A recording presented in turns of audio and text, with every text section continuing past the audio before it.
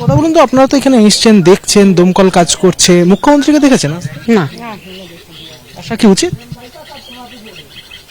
আসা তো চাইছেন আসা তো উচিত, সবাইকে মুখ্য- উচিত। আমরা যেমন এসেছি, প্রশাসনদেরও আসা উচিত।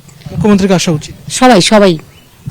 দিদি, আপনার সঙ্গে একটু কথা বলি। বলছি যে মুখ্যমন্ত্রীকে দেখেন? না, দেখিনি আমরা। আসা উচিত। আসা তো উচিত। প্রশাসন এসে দেখানো উচিত তো, যে একটা মানুষ, এতগুলো মানুষের জীবন চলে গেল, দেখানো উচিত না? মুখ্যমন্ত্রীকে দেখেছেন? না না না ভাই, আসেনি? না। মুখ্যমন্ত্রীকে আসা উচিত? একদম একদম একদম দেখেছেন আসতে? না, দেখিনি। কারণ এতগুলো লোকের যে প্রাণ চলে গেল, একটা আসা দরকার ছিল। এটা দুঃখজনক ব্যাপার। আপনারা এখানকার স্থানীয় হিসেবে চাইছেন যে মুখ্যমন্ত্রী আসুন? মুখ্যমন্ত্রী কেন, সবাইকেই আসা উচিত। সবারই আসা উচিত। নাজিরাবাদের ঠিক যে গোডাউনে আগুন লেগেছিল এবং সেখান থেকে দাঁড়িয়ে এতগুলো ঘন্টা কেটে যাওয়ার পরেও এখনো পর্যন্ত মুখ্যমন্ত্রী মমতা বন্দ্যোপাধ্যায় তিনি কিন্তু এসে পৌঁছননি।